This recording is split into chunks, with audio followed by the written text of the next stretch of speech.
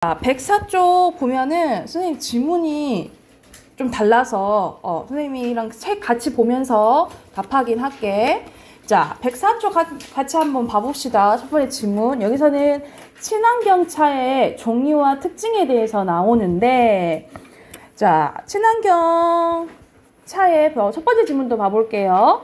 자, 자동차에서 배출되는 오염 물질로 인한, 여러분 책 보면 돼. 대기 오염 및 기후 변화 문제가 심각해지고 있습니다. 자, 보면은 여기서는 다시 한번 첫 번째 문단 보자. 자동차에서 배출되는 오염 물질로 인한 대기 오염 및 기후 변화로 문제가 심각해지면서 세계 각국의 온실가스의 배출 억제를 위해 자동차 분야 규제를 강화하고 있어서 오염물질 배출 적은 어떤 거? 친환경차가 주목받고 있다라고 하는 거죠. 그쵸? 여기 핵심은 친환경차 동그랗게 해놓으시고, 자, 친환경차에는 뭐가 있냐면, 밑줄 그어놓자. 전기차, 수소 전기차, 하이브리드차, 밑줄 그어놓으시고, 있는데, 이 중에 전기차, 수소차는 어떤 특징이 있냐면, 전기 에너지를 운동 에너지로 변화하여 주는 모터만 구동되고, 하이브리드 차는 모터와 함께 내연기관차로 연료를 연소시킬 때 발생하는 열 에너지를 운동 에너지로 바꿔주는 엔진을 사용하여 구동이 됩니다. 그래서 내연기관차는 마찰 제동 장치를 사용하므로 차가 감속할 때, 그러니까 속도 이제 늦출 때 운동 에너지가 열 에너지로 변환되는 데 사라지는 반면에 친환경차는 여기서 핵심은 친환경차였어 앞에. 그치? 이거의 장점 뭐냐? 밑줄 쭉 그어놓자.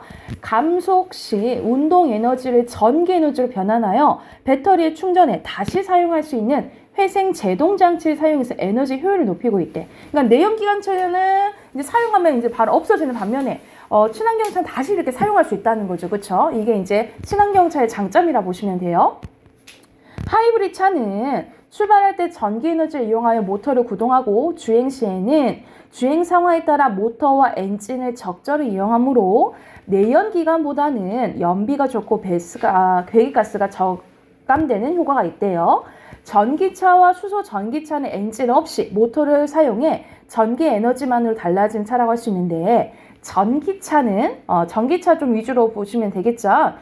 고전압 밑줄 그어놓자. 고전압 배터리에 충전을 해 전기 에너지를 모터로 공급하여 움직이고, 그리고 수소 전기차는 밑줄 쭉 연료 탱크에 저장된 수소를 연료 전지를 통해 전기 에너지로 전환하여 동원용으로 사용합니다.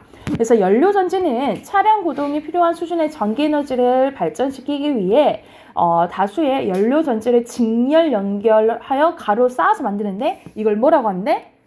동그라미 스택이라고 한대요. 연료 전지는 저장된 수소와 외부로부터 공급되는 공기 속 산소와 만나 일어나는 환원 반응 과정이 일어나 전기 에너지를 생성하는데, 여기서 산화 동그라미 어떤 물질이 전자를 내어주는 걸 얘기하고, 환원이란 전자를 받아들이는 것을 의미한대요. 그래서 물질이 전자를 얻거나 잃는 것을 이온화라고도 하는데, 이온화 동그라미. 만약 물질이 전자를 얻으면 음이온이, 잃으면 양이온이 된대요. 그래서 여기서 이제 처음 오늘 비문학의 기술 지문이 이제 들어갔는데, 기술 지문에는 이런 식으로 단어, 어휘 개념이 나오니까, 이제 많이 나오니까 모르는 개념이 이렇게 확인을 해주시면 좋겠죠. 그래서 문제 풀 때 다시 한번 이렇게 바로바로 확인하면 되겠죠. 표시를 해놨다가. 자, 그 다음 문제 가볼게. 수소 전기차는 백금을 넣은 촉매와 고분자 전해질 막을 지닌 연료 전지를 많이 사용하는데, 다른 연료 전지에 비해 출력이 크고 저온에서도 작동이 되며 구조도 간단하대요. 연료 전지의 마이너스 극과 플러스 극에 사용되는 촉매 속에 들어있는 백금은 어떤 역할을 하냐면, 마이너스 극에는 수소의 산화 반응, 밑줄 그어놓자. 마이너스 극에는 수소의 산화 반응을, 플러스 극에는 산소의 환원 반응을 활성화한대. 거기까지 밑줄. 그래서 두 극 사이에 있는 고분자 전해질 막은 양이온의 이용은 돕고 음이온과 전자 이동을 억제하는 역할을 한대요. 그래서 연료 전지에는 전기 에너지가 생성되는 과정은 수소를 저장한 연료 탱크로부터 수소가 마이너스 극으로, 그리고 공기 공급기로 유입되는 외부의 공기 속 산소가 플러스 극으로 공급되면 시작되는데 이제 상상을 해야겠죠. 마이너스 극으로 공급된 수소는 총매 속 백금에 의해 수소 양이온과 전자로 또 분리되고 또 수소 양이온은 고분자 전해질 막을 통해서 플러스 극으로 하고 전자는 외부 회로를 통해 플러스 극으로 이동한대요. 이렇게 전자가 외부 회로를 흐르며 전기 에너지가 발생하게 되는데 생성된 전기 에너지는 모터로 전해져 동력원이 되고 일부는 배터리로 축전된대요. 플러스 극에서는 공급된 산소가 외부 회로를 통해 이동해 온 전자와 결합해 산소 이온이 된 후 수소 양이온과 만나 물이 되어 외부로 배출된대요. 그러니까 여기까지가 연료 전지에서 전기 에너지로 생성되는 그 과정이라고 생각하시면 되겠죠. 마지막 문제 가볼게. 수소 전기차에 사용되는 수소는 가솔린의 3배나 되는 단위 질량의 에너지 밀도가 지니고 있어서 에너지 효율이 높대. 밑줄 에너지 효율이 높대. 이게 수소 전기차의 장점이겠죠. 첫 번째. 그리고 수소와 산소의 반응을 이용함으로 밑줄 쭉 오염물질이나 온실가스 배출이 적고 그리고 그 다음 줄도 밑줄 외부로부터 공급되는 공기를 필터로 정화하여 사용한 후 배출함으로 공기에 정화하는 기능도 있대요. 거기까지 밑줄. 이게 다 수소 전기차의 장점이라고 생각하시면 돼요. 그러나 고가인 백금과 고분자 전해질 막을 사용해 연료전지 제작이 비싸다는 점. 밑줄 연료전지 제작의 가격이 비싸다는 거. 이건 단점이 되겠지. 그치? 그리고 수소는 고압으로 압축해야 하므로 밑줄 폭발할 위험성이 커 보관과 이동에 어려움이 있대요. 이게 단점 두 번째라고 보시면 됩니다. 이게 이제 조금 항상 뭐든 완벽할 수 없잖아요. 그치? 이 장단점이 있는데 이 장단점에 대한 이야기라고 보시면 돼요. 그러면 1번 바로 답 확인해 볼게. 1번에 여기서 내용으로 적절하지 않는 것은 몇 번이에요? 3번 어디가 틀렸어? 에너지 효율은? 높다 그랬지, 그치? 에너지 효율이 높다 그랬죠. 그리고 2번에 알맞지 않은 거? 3번이에요? 여기서 답은 1번인데 어디가 틀렸을까?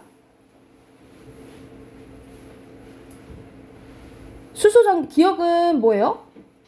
전기차와 수소전기차잖아, 그치? 수소전기차 연료 탱크 제작할 필요 없어요? 연료 탱크에 저장된 수소를 연료전지를 통해서 전기에너지를 전환한다 했잖아. 그럼 필요하겠죠, 그쵸? 그 부분이 틀렸지. 넘겨봅시다. 106쪽 가요. 자, 106쪽 보면 각 문단마다 내용이 맞는지 보는 거잖아, 그치? 1문단 봐보자, 1문단.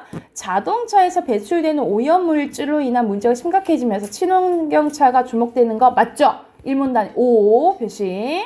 그리고 2문단에 친환경차에는 전기차, 수소전기차, 하이브리드차, 내연기관차가 있어요. 내연기관차는 친환경차? 아니잖아. X. 그리고 3문단에 하이브리드차와 전기차는 전기에너지를 모터로 공급하여 움직이며 수소전기차는 연료전지를 통해서 수소를 전기에너지 변환해서 쓰는 거 맞죠? 오네. 그리고 4문단 수소전기차를 사용하는 연료전지는 다른 연료전지에 비해 출력이 적다 그랬어요? 출력이 오히려 크고 전원의 작동 잘 된다 그랬지, 그치? 그리고 구조도 간단하다 해서 다 반대로 돼 있네. X예요. 그리고 5문단에 수소 전기차 연료 전지에서 전자가 외부회로 흐르며 전기 에너지가 발생하고 이 에너지로 동력원이 된다 했지, 그치? 그리고 배터리 축전된다 했고요. 5 맞아요. 그리고 6문단의 내용도 맞습니다. 그래서 여기서 2문단이나 4문단은 X야. 자, 밑에 빈칸 넣어보자. 2번 첫 번째 빈칸 수소 바로 채워 넣으세요. 수소. 그리고 산소. 그리고 오른쪽에 백금. 그 바로 밑에 고분자 전해질막. 그리고 왼쪽으로 와서 모터 넣으시면 되겠죠.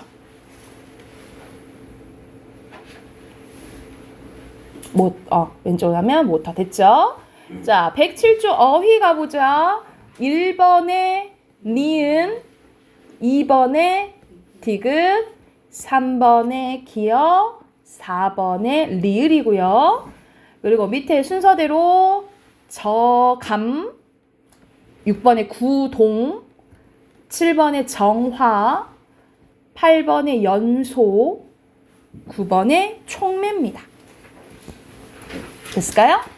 자, 두 번째 거 플라스틱의 특성과 다양한 쓰임에 대해서 볼게요. 자, 본문 같이 한번 보면서 같이 가봅시다. 자, 모양을 마음대로 바꿔줄 수 있다라는 뜻이 이제 플라스틱이래요. 이 플라스틱은 당구공으로 쓸 상하의 대용품을 찾는 과정에서 만들어졌다고 합니다. 우리에게 이미 잘 알려진 합성수지 플라스틱은 페놀과 포르말린을 반응시켜서 만든 건데 1909년 벨기에 출신 리오 베이클랜드가 전기공업에 꼭 필요한 물건인 새로운 전연체를 찾던 과정에서 만들어냈대요. 이렇게 탄생한 플라스틱은 그 종류가 매우 많을 뿐만 아니라 쓰임새도 다양한데, 그래서 여기서는 어떻게 플라스틱이 만들어졌는지에 대한 이 탄생 과정이 나와 있다라고 보시면 되겠죠. 일반적으로 플라스틱은 금속보다 가볍고 가공이 쉬운 반면에 열에 약하고 물은 단점을 지니고 있습니다. 여기서는 장단점을 한 번에 얘기해줬네, 그지? 이 때문에 플라스틱 이용 분야가 제한적이라고 생각하기 쉽지만 실상 그렇지 않대. 오늘날 다양한 엔지니어링 플라스틱들이 속속 개발되면서 우리의 선입견이 깨어지고 있는데 기존 플라스틱에 유리, 섬유, 산소 등이 첨가된 엔지니어링 플라스틱은 본래의 플라스틱이 지닌 우수한 성형성과 가공성에다 내열성 그리고 내충격성까지 겸비하고 있대요. 그러니까 말미암아 열에 강하고 총탄도 뚫을 수 없을 만큼 강해진 엔지니어링 플라스틱은 금속이나 세라믹 등의 다른 재료들을 대체할 정도로 이르렀다라는 거죠. 그래서 플라스틱은 이제 종이를 대신할 수도 있는데 몇 년 전 오스트레일리아에서는 세계 최초로 플라스틱 화폐가 개발되었고 중국 등 여러 나라에서도 플라스틱 화폐 발행을 계획하고 있대요. 이처럼 플라스틱 화폐가 개발되는 이유는 종이 화폐보다 사용 연한이 몇 배나 더 길기 때문이라는 거죠. 그래서 최근에는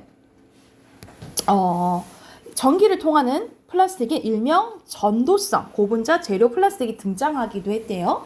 이 플라스틱은 아주 가벼운 초경량 전지나 자동차의 무게를 줄이는 데 활용되고 있고 전도성을 지닌 새로운 디스플레이 장치에도 응용되고 있대요. 앞으로 이 기술을 통해 종이처럼 둘둘 말아 가지고 다닐 수 있을 정도로 성형성이 뛰어난 텔레비전 화면이나 컴퓨터의 모터가 등장할 날도 멀지 않았다라는 거죠. 우리나라에서도 이런 전도성 플라스틱을 이용한 얇은 필름 형태의 스피커가 개발됐다라고 얘기 나오네요.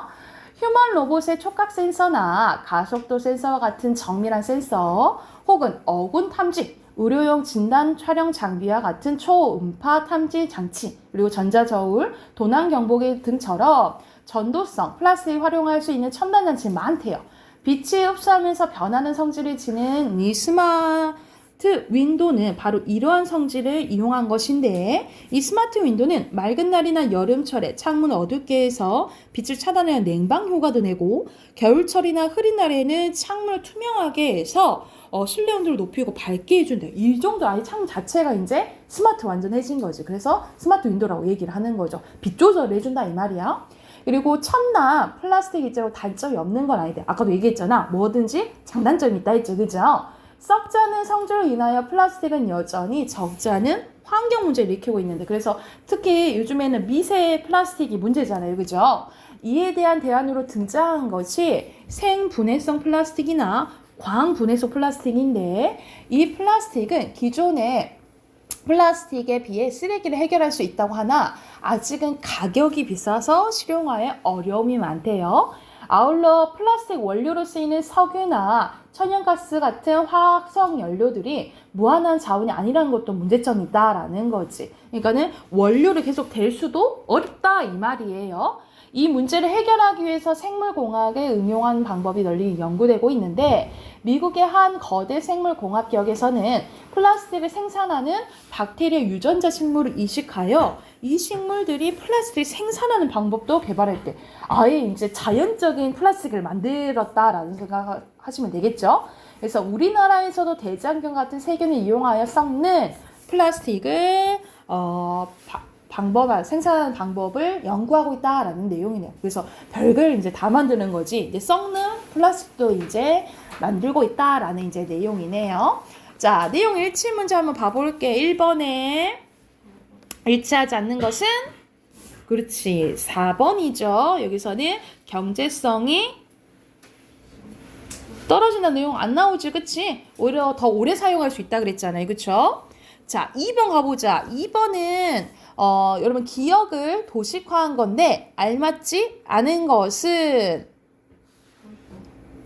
그치. 4번이죠? 여기서는 뭐 생명이 긴 식물을 만드는 단계? D가 아니고 D에서는 뭐가 나와야겠어? 결과적으로 성장한 그 플라스틱이 나와야겠지, 그치? 자, 뒤로 넘겨봅시다. 뒤로 넘겨보면 자, 문단마다 이제 또 내용이 있는데 자, 플라스틱은 새로운 절연체를 펴는 과정에서 만들어졌다 했죠, 그쵸? 그리고 금속보다 가볍고 가공하기 쉽고요. 3문단 종이 대신할 수 없어? 그 플라스틱 화폐 만들었다 했잖아요, 그치? X고요. 그리고 전기도 통하는 거 새롭게 만들었다 했죠? 그리고 4문단에 스마트 윈도는 첨단 플라스틱 이용한 거죠. 그리고 지금 널리 사용하고 있어? 개발 중이지, 그치? 그리고 너무 비싸서 실용성이 없다 했죠? X. 자, 밑에 핑크 넣어봅시다. 첫 번째, 초경량 전지. 그리고 두 번째는 여러분 거 핑크에는 모니터 쓰시면 돼요. 모니터. 그 다음에 가속도 센서.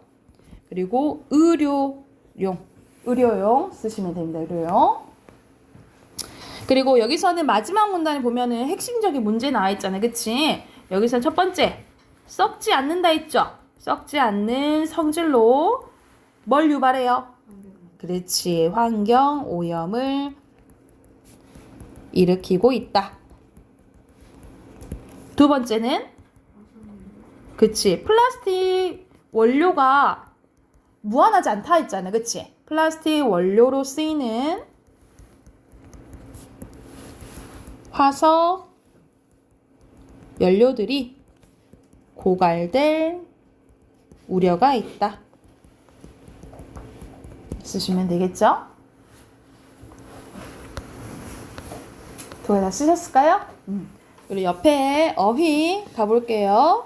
자, 여기서는 외래어가 아닌 거. 외래어가 아닌 거예요. 상하, 화폐, 초음파입니다. 이렇게 3개 고르시면 되고요. 그리고 밑에 순서대로 미음, 리을, 니은, 기어, 디귿입니다.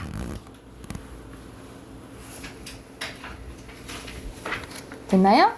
자, 그러면 내일 숙제 112쪽부터 119쪽까지 119쪽까지 읽고 숙제로 해오시게요. 119쪽까지 숙제로 해오시면 돼요.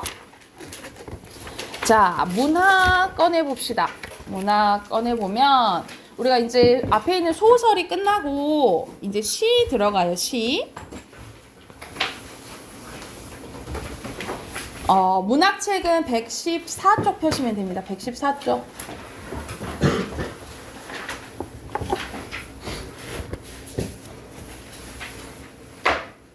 시 하나 나갈 거예요. 할까요? 우리는 이것도 충분할 것 같아요. 벌써부터 미리 걱정하지 마, 하유라.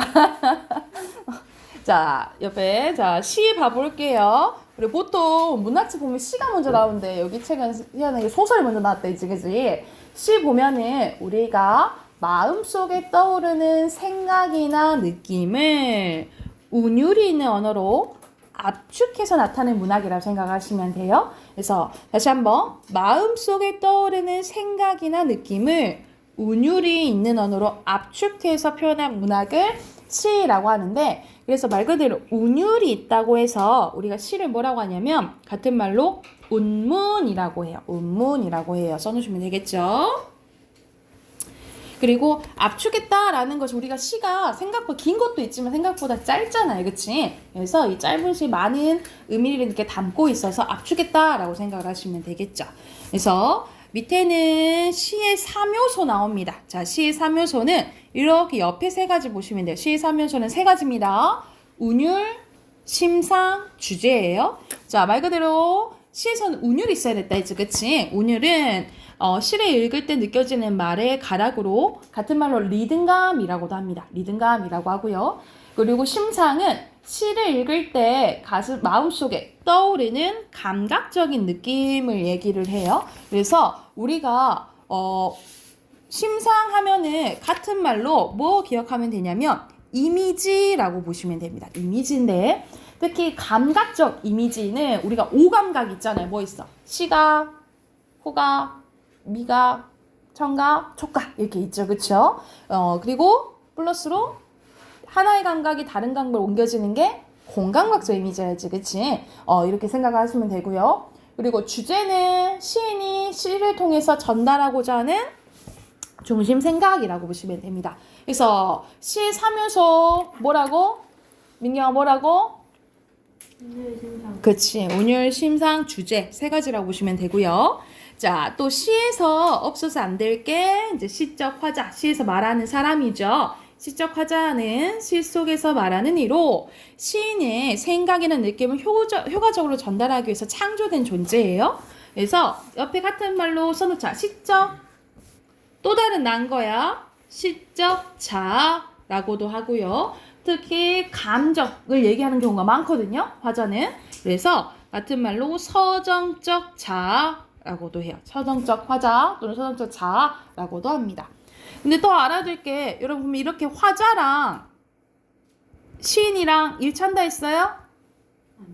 그러면 정확한 답이 뭐라 했지? 맨날 그렇지. 그렇지. 일치할 때도 있고 일치하지 않을 때도 있다 했어. 가장 정확한 답이야. 화자와 시인은 일치할 때도 있고 일치하지 않을 때도 있다라고 써놓으시면 되겠죠. 일치할 때도 있고 일치하지 않을 때도 있다라고 생각을 하시면 돼요.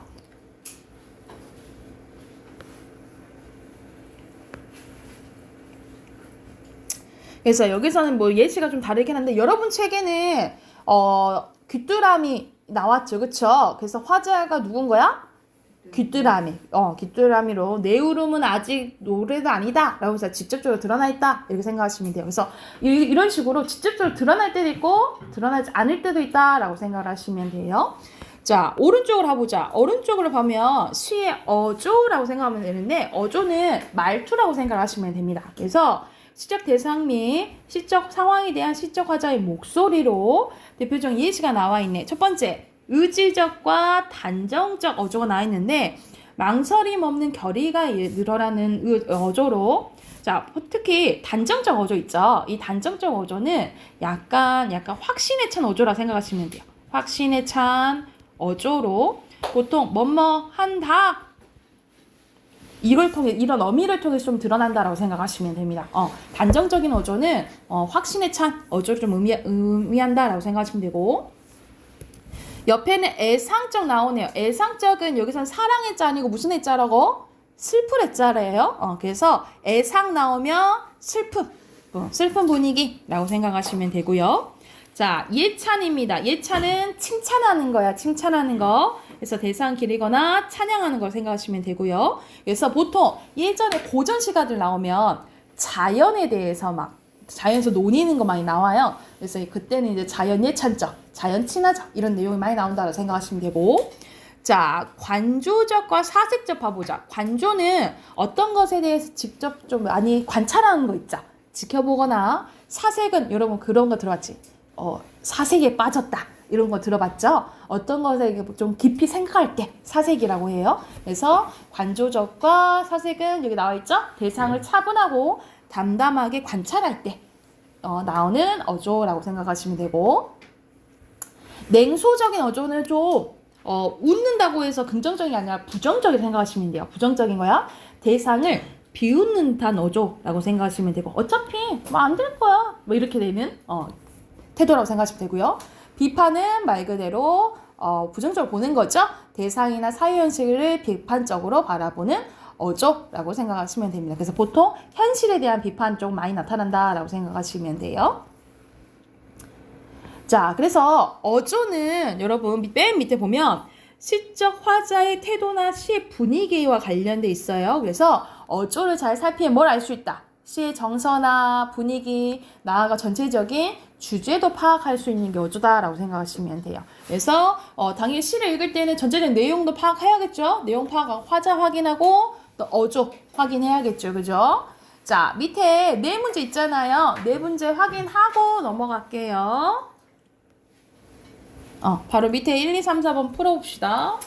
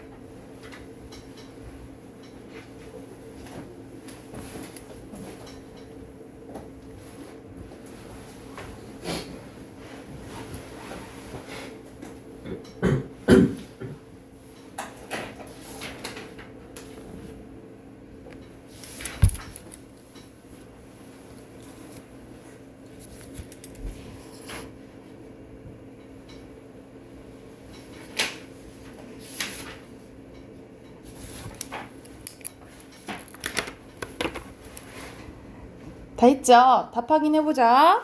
자, 여기서는 의미적 요소는 뭐예요? 주제, 그렇지. 주제고. 말하는 이는 시적 화자죠.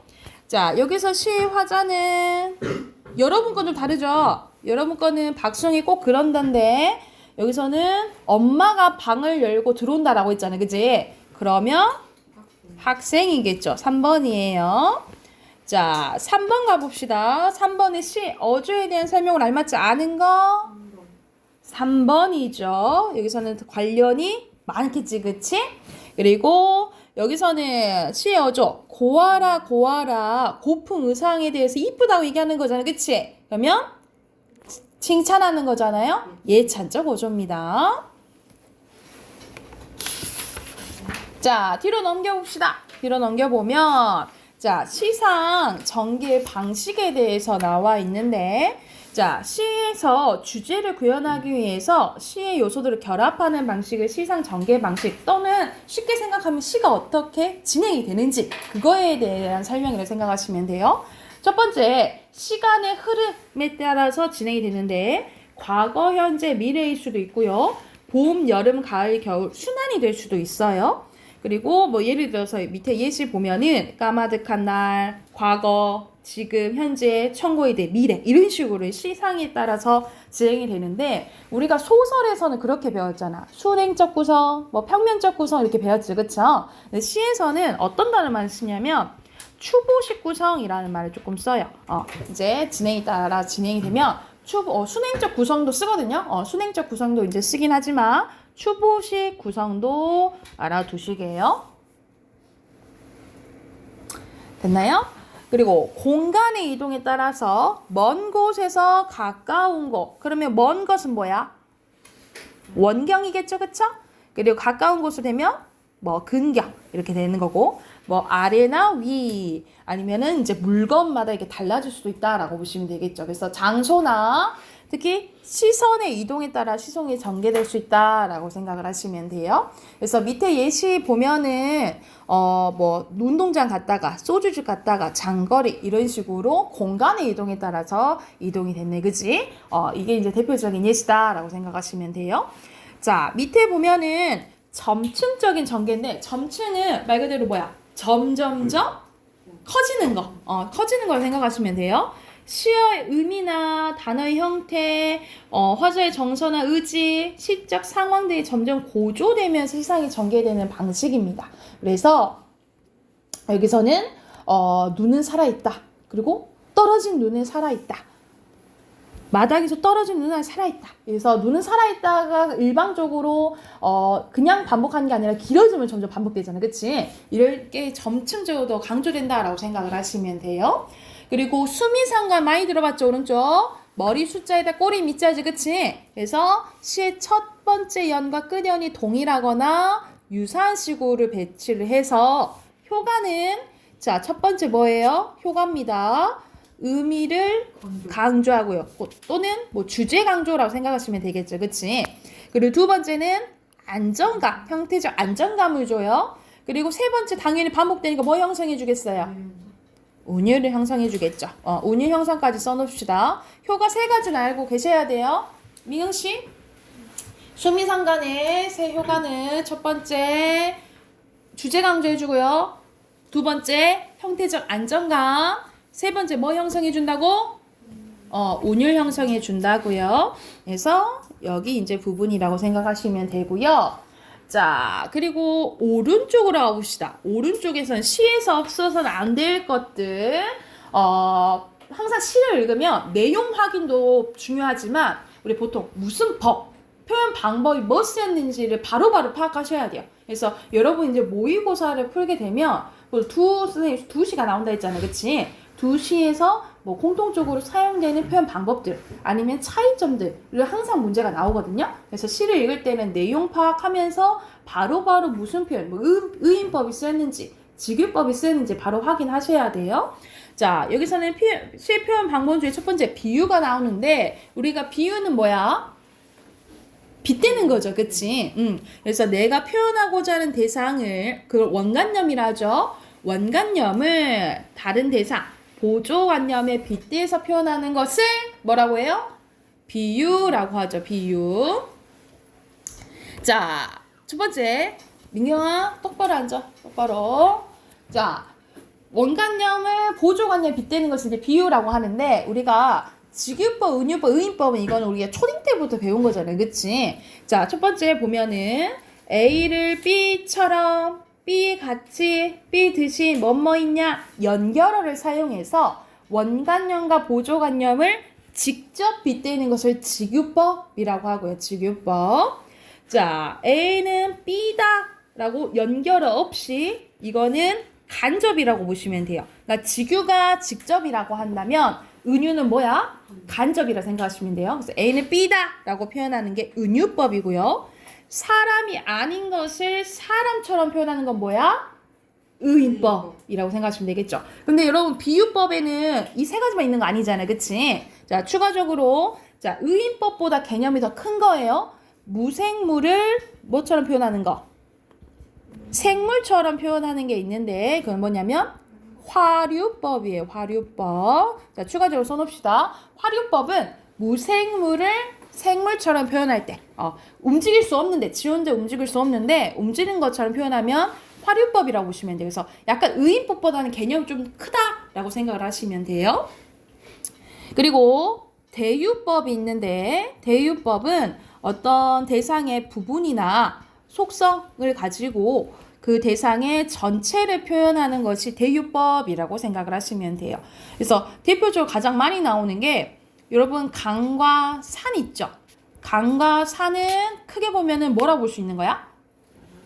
나라요. 나라도 되죠. 그치? 나라 또는 자연이라고 생각하시면 되겠죠? 이런 식으로. 근데 강과 산은 자연 일부분이잖아요. 그치? 이런 식으로 일부분이나 속성을 가지고 전체를 나타내는 걸 무슨 법이라 한다고?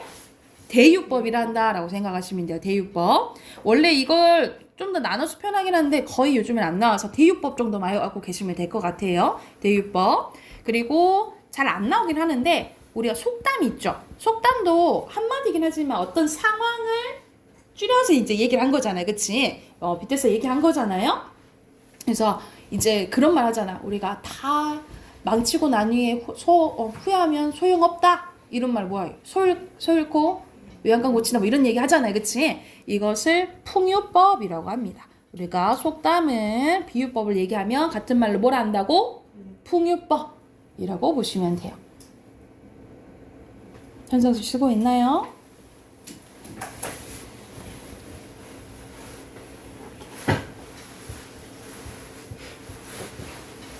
그래서 여러분 비유법 보면은 직유, 은유, 의인 말고도 추가적으로 뭐 기억하면 돼? 화유, 대유, 풍유 이렇게 생각을 하시면 돼요. 자, 밑에는 상징입니다. 자, 상징은 애들이 시를 조금 안 좋아하는 학생들이 뭐를 좀 어려워하냐면 이 상징을 조금 어려워해요. 그러니까는 우리가 시를 읽는데 예를 들어서 시에서 뭐 비둘기가 나오는데 왜 비둘기가 비둘기면 비둘기지 왜 비둘기가 평화야? 이렇게 이제 생각을 하는 경우가 있다는 거지. 그러니까 왜냐하면 다양하게 해석하기 때문이에요. 시가 우리가 읽으면 한 가지로 해석되는 게 아니고 다양하게 해석되기 때문에 애들 조금 많이 어려워하거든요. 그래서 이 상징은 비유랑 비슷해요. 비유랑 똑같이 공통점은 빗대는 건데 자, 얘기는 원관념을 보조관념 표현하는데 사실 뭐가 드러나지 않아? 원관념 드러나 있지 않고 얘는 안 드러나 있고 시에서 얘만 드러나 있어요. 보조관념만 드러나 있어. 그래서 보조관념만으로 원관념을 추론할 줄 알아야 된다라고 생각하시면 되겠죠. 그래서 여기서 비둘기가 예시로 나왔는데 그러니까 시에서는 뭐만 나와? 비둘기로 나와. 근데 우리 보통 비둘기 뭐 상징한다 하죠? 평화 상징한다 하죠. 그쵸? 평화를 얘기를 하는구나 라고 시를 보면서 전체적인 내용을 보면서 추론할 줄 알아야 되는 게 상징이라고 생각하시면 돼요. 그래서 자, 상징은 위에서 봤던 우리 비유 있죠. 비유는 원관념이랑 보조관념이 시에서 다 나타나. 근데 상징은 뭐가 안 나타나? 원관념이 드러나 있지 않고 뭐만 드러나요? 보조관념만 드러난다라고 생각하시면 돼요. 보조관념만 드러나. 그래서 자, 보통 어떻게 이제 개념을 짓냐면 추상적인 관념이나 의미를 우리 추상적인 건 눈에 보여요, 안 보여요? 안 보이지, 그치? 눈에 보이지 않는 개념을 구체적인 삶으로 눈에 보이게끔 표현한 거라고 생각하시면 돼요. 그러니까는 우리 비둘기는 눈에 보이죠, 그치? 근데 평화는 눈에 보이나? 안 보이잖아, 그치? 이런 식으로 평화를 비둘기처럼 이렇게 표현하면 상징이라고 생각하시면 돼요. 그래서 상징의 종류는 이게 세 가지가 있는데 이 순서가 조금 마음에 안 든다. 먼저 와야 될 게 개인적 상징이야. 1 붙여놓자. 개인적 상징은 시인이 부여하면 개인적 상징이 되는 거예요. 같은 말로 뭐라고도 하냐면 문학적 상징이라고도 해요. 은경씨 고개를 들러. 개인적 상징은 같은 말로 문학적 상징을 하는데 시인 개인이 부여해서 독창적으로 만들어낸 거라 생각하시면 돼요. 그래서 여기서 비둘기는 소외된 성북동의 산에 번지 주소가 생기면서 원래 살던 성북동 비둘기만의 번지가 없어졌다. 살 곳이 없었다 이 말이야. 그래서 여기서 비둘기는 소외된 현대인 도시화로 파괴된 자연을 의미한다 이렇게 보면 되겠죠. 이런 식으로 시인이 부여하면 그러니까 여러분들 시를 쓰면서 어떤 단어에 부여하면 뭐가 되는 거야? 개인적 상징 그리고 문학적 상징이 되는 거예요. 그런데 하도 많이 사용해서 널리 우리가 비둘기 하면 뭐가 떠올라? 평화가 떠오르면 뭐가 되냐면 두 번째 관습적 상징이 돼요. 관습적 상징은 오랜 세월 동안 사용돼서 그 의미가 널리 알려져 관습적으로 보편화되면 널리 사용이 되면 무슨 상징이 된다? 관습적 상징이 된다라고 보시면 돼요. 예를 들어서 우리가 소나무, 대나무 뭐 의미해? 예전부터 그렇지. 지조와 절개, 굽히지 않는 마음을 의미해요. 왜냐면 예전부터 우리 양반들이 많이 이렇게 사용했기 때문인 거지. 그치? 이러면 관습적 상징. 그리고 원형적 상징은 뭐냐면 한 개인이나 민족을 넘어서 오랜 역사 속에서 형성되고 되풀이되면서 인류에게 유사한 의미로 불러끼는 상징이에요. 그러니까는 간단히 말하면 인간이라면 떠오를 수 있는 느낌들 있죠. 그럼 원형적 상징이라고 보시면 돼요. 그러니까 여러분 물 하면은 뭐가 떠올라? 물 하면 우리 씻으니까 정화 뭐도 되지만은 물에 빠져 죽기도 하잖아요. 뭐 죽음이 될 수도 있는 거고 아니면 물 흘러간다 뭐 역사처럼 이렇게 생각할 수도 있는 거고 불 하면 어떤 이미지예요? 뜨거워. 네? 뭐래요? 뜨거워. 불하면 뜨겁고. 네? 고난. 그것도 죽어요? 고난. 뭘 그럴 수도 있고. 우리가 불타오른다 하잖아. 패션, 뭐 열정이 될 수도 있다는 거죠. 그쵸? 뭐 이런 식으로 인간이라면 떠올릴 수 있는 이미지들 있죠. 그걸 원형적 상징이라고 한다라고 생각하시면 돼요. 그래서 상징에는 세 가지가 있다고 생각하시면 되겠죠. 개인적 상징, 관습적 상징, 원형적 상징 이렇게 생각하시면 됩니다. 자, 밑에 네 문제 또 풀어봅시다.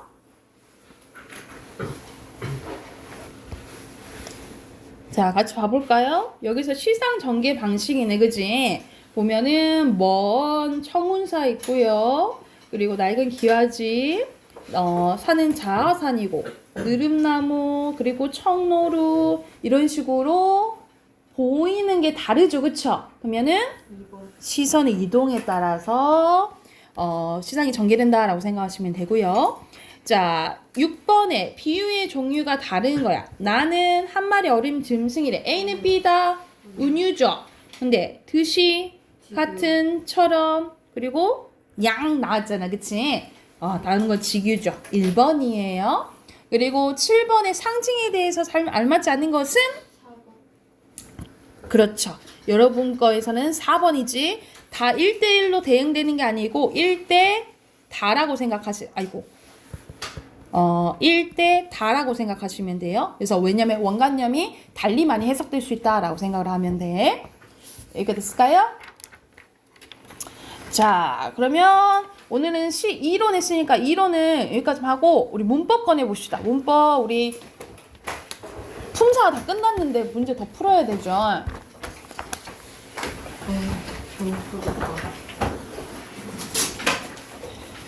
여러분 몇 쪽부터 할 차례인가요? 54쪽부터 할 차례인가요?